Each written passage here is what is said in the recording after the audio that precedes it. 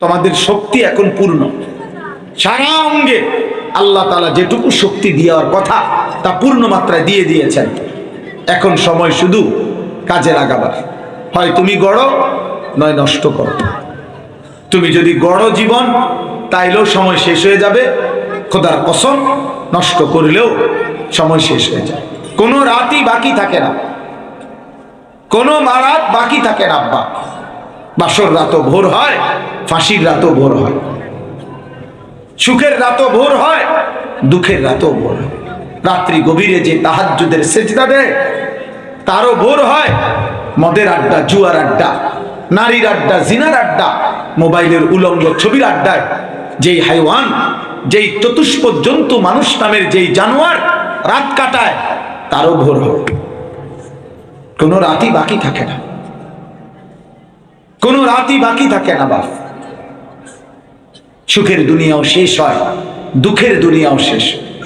রাজপ্রাসাদে যে সেও মরে যাবে, জীর্ণ কুঠিরে যে সেও মরে যাবে। এটাই বাস্তবতা, এটাই সত্য, এটাই সত্য।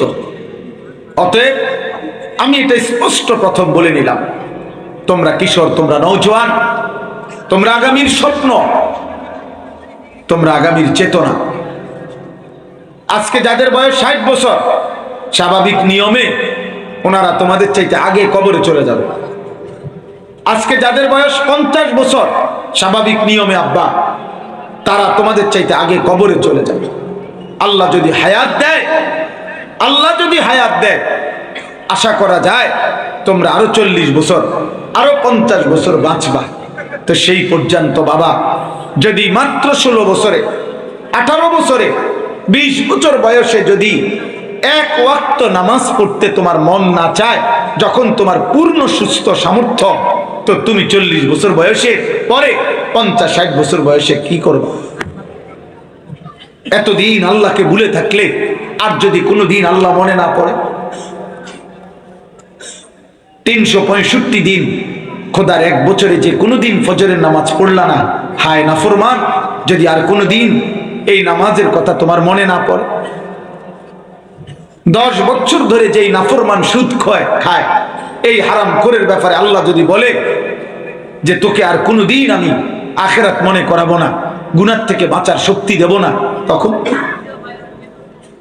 কোন মিথ্যাবাদী, চরিত্রহীন লম্পট, কোন হারাম, কোন বেবিচারী, কোন মদখোর, জুয়াখোর, নেশাখোর, হায় নাফরমান, লাগাতার গুনাহের কারণে খোদার কসম আল্লাহ তৌফিক ছিনায় নেয়। ওয়ালা তাকুনু কাল্লাযীনা নাসুল্লাহা ফাআনসাহুম আনফুসাহুম। এটা কোরআন শরীফের আয়াত, সূরা হাশরের আয়াত। আল্লাহ তাআলা বলে, বান্দা আমাকে এই পরিমাণ ভুলে যেও না।